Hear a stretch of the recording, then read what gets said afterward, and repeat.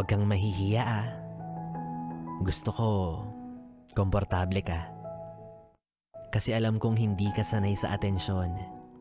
Alam kong iniilagan mo yun. Pero iisa lang naman ang aking intensyon. Ang maipaliwanag sa karamihan ang pangkaraniwan mong kondisyon. Gusto kong maintindihan mo na hindi ka mag-isa. Marami kang kagaya.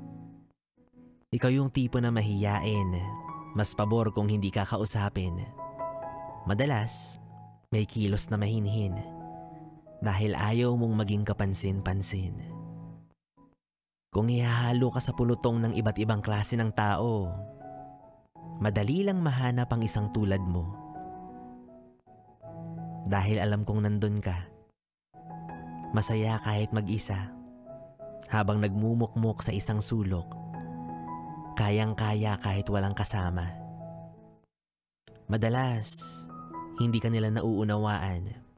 Nakala nila, maarte ka o hindi naman kaya mahirap pakisamahan. Minsan nga, hindi maiwasan na masabihan kang isnabero o isnabera. Kasi hindi nila naiintindihan na hindi mo sila kagaya na malakas ang kumpiyansa. Hindi nila naiintindihan na sa maikling usapan, ubos na agad ang iyong enerhiya. Hindi malinaw sa kanilang isipan na piling-pili lang yung mga tao sa buhay mo na kaya mong pakisamahan. Sabi nila, kaya ka raw tahimik kasi nasa loob ang iyong kulo. Mga salitang dahilan kung bakit ang luha mo ay hindi mapigilang tumulo. Kasi alam mong ito ay haka-haka.